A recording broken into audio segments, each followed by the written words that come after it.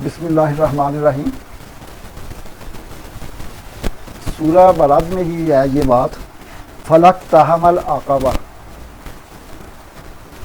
کہ انسان داخل نہیں ہوا مشکل گھاٹی میں۔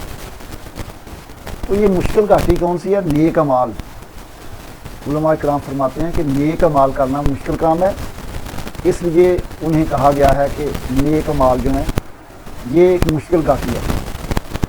پہاڑ جیسے پہاڑ کے اوپر چڑھنا ہوتا ہے، فلک تحمل مطلب وہ چڑھنا، اوپر چڑھنا وہ مشکل کام ہوتا ہے، اسی طرح یہ بھی ایک گھاٹی ہے۔ نیک کام کرنا جو ہے اتنا آسان کام نہیں ہے۔ ویسے بھی اگر غور کیا جائے، ہم سہل پسند ہیں، آرام پرست ہیں۔ انسان جو ہے وہ یہی چاہتا ہے کہ مجھے کوئی کام نہ کرنا پڑے، آرام سے میں بیٹھ جاؤں۔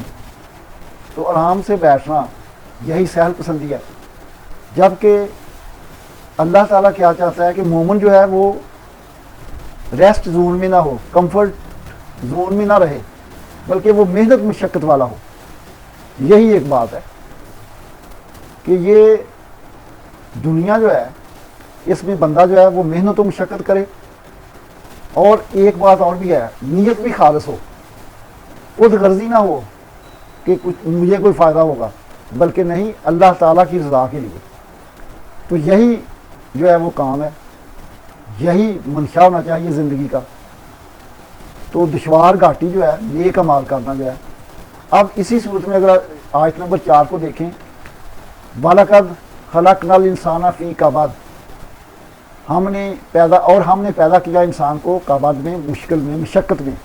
یہاں مشقت سے مراد یہ ہے کہ انسان کا، ہر آدمی کا ہر زون جو ہے ہر لمحہ مشقت والا ہے۔ پیدائش سے لے کر آخر تک دیکھیں مشقت ہی مشقت ہے۔ تو یہ مشقت جو ہے، مومن جو ہے اسے مشقت پسند ہونا چاہیے۔ اور کیسی سملیرٹی پائی جا رہی ہے کہ سورہ جو ہے، سورہ 3 میں اگر آیت نمبر 4 دیکھیں، وہاں پر بھی اسی طرح کی آیت ہے، لَقَدْ خَلَقْنَا الْإِنسَانَ فِي أَحْسَنِ تَقْوِيمٍ ثُمَّ رَدَدْنَاهُ فِي أَسْفَلِ سَافِلِينَ۔ وہاں پر بھی چوتھی اور پانچویں آیت میں کہ ہم نے انسان کو آسن تقویم میں پیدا کیا۔ تو ادھر بھی یہ ہے کہ کبد میں پیدا کیا۔ اس کا مطلب یہ ہے کہ آسن تقویم ہی یہ ہے کہ مشقت، یا آپ ایسے کہہ لیں کہ مشقت کر کے ہم دوبارہ اس زون میں داخل ہوں گے جہاں سے ہم آئے ہیں۔ یعنی کہا یہی ہے نا کہ آدم علیہ السلام کو جنت سے نکالا گیا، تو جنت سے زمین پر آنے کے بعد یہاں پر وہ مشقت شروع ہو گئی، وہ دور شروع ہو گیا، کمفرٹ زون کو چھوڑ کر محنت و مشقت والا دور شروع ہو گیا۔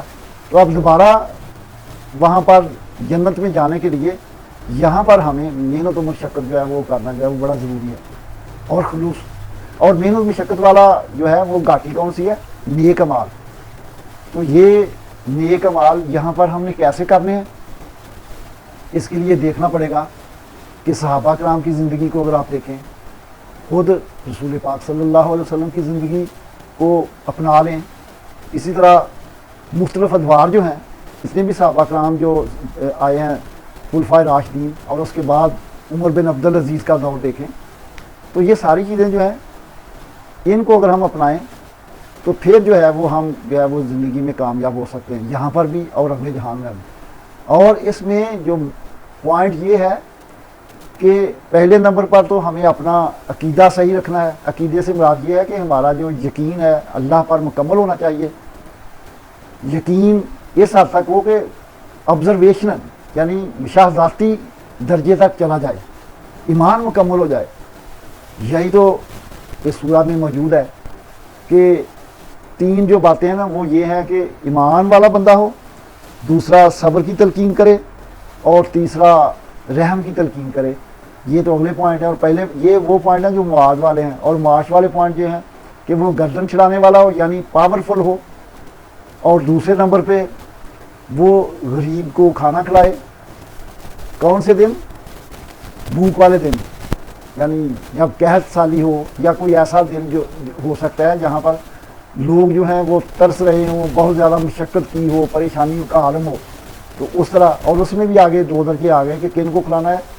اپنے قریبی جو آپ کے یتیم کو رشتہ دار ہے اس کو، اور ساتھ ہی وہ جو مسکین ہو، ذا متربہ جو مٹی میں ملا ہوا ہو، جس کی اپنی حیثیت ہی کوئی نہ ہو. تو یہ ساری باتیں جو ہیں یہ سورت میں موجود ہیں.